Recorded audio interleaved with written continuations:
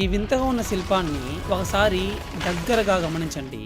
ఎందుకంటే ఇక్కడ ఏదో తేడాగా ఉంది. మొదటి చూపులో ఒక మనిషి ఏదో జంతువు మీద స్వారీ చేస్తున్నట్లు అనిపిస్తుంది. కానీ ఆగండి, అది గుర్రం కాదు. మరి సింహమా? బహుశా కావచ్చు, కానీ పూర్తిగా కాదు. దాని ముఖం చాలా భిన్నంగా ఉంది. ఇక దాని శరీరం అంతటా ఉన్న ఆ వింతైన ప్యాటర్న్స్ యొక్క సంగతేంటి? సింహాలకి అలాంటివి ఉండవు కదా. మరి అసలు ఈ జీవి ఏంటి? ఇప్పుడు మీ దృష్టిని పైకి మళ్లించండి.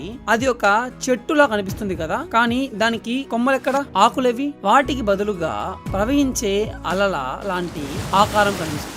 ఒక చెట్టులా ఉండాల్సిన చోట తల పైన అలల లాంటి ఆకారాన్ని ఎందుకు చెక్కారు? విషయం ఇక్కడితో ఆగదు, ఇంకా వింతగా మారుతుంది. సింహంలా ఉన్న ఆ మృగం కింద మరొక జంతువు ఉంది. మొదట అది ఏనుగులా అనిపిస్తుంది, కానీ జాగ్రత్తగా చూడండి, దాని చెవులు చాలా చిన్నవిగా ఉన్నాయి, కాలు పొట్టిగా ఉన్నాయి. పైనున్న జంతువుతో పోలిస్తే ఈ జీవి చాలా చిన్నదిగా కనిపిస్తుంది. అసలు ఇది ఎలాంటి ఏనుగు? ఇప్పుడు ఒకసారి అన్నిటినీ కలిపి ఆలోచించండి.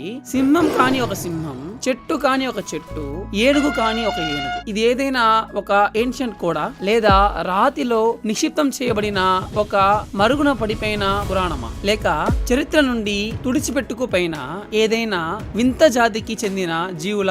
అసలు ప్రాచీన నిర్మాతలు మనకు ఏం చెప్పాలని ప్రయత్నిస్తున్నారు?